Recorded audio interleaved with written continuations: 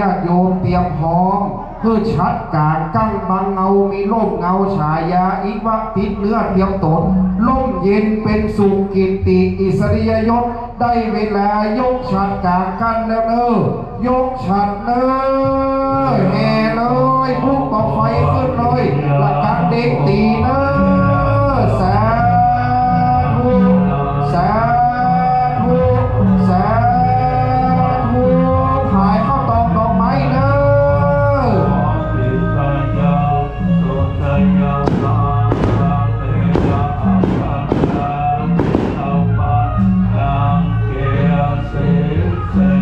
ปล่อยไฟมาปล่อยไฟมาปล่อยได้มาปล่อยมาเรื่อยๆ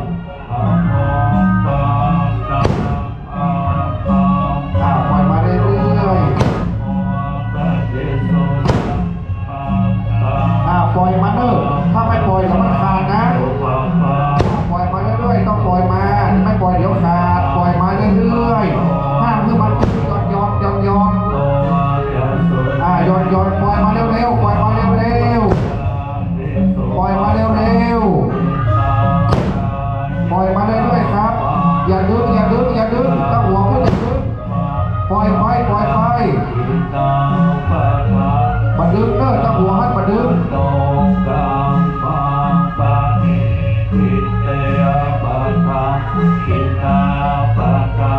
อ้าวผายลงมาผาย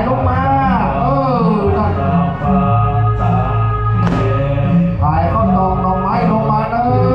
ผายเงินผายคำเป็นมหามงคลผายเงินผายคำลงมาก็คุณมาลีนได้โชคนะเนี่ยอยู่ตั้งสูงตั้งตรงมาที่พอดีจะได้การกั้นชัดนิมนต์คณะสงฆ์มาฉันเพชรคณะสงฆ์เพลศาลาเลยนะครับ11:35ครับผมนิมนต์เพลศาลาครับผม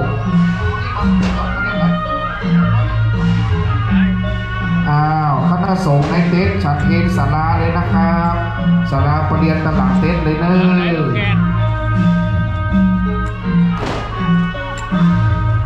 ะท่านพระครูโกศลธรรมวิจัยเจ้าคณะอำเภอสันทรายวัดเข้าเต้นหลวงห้องแม่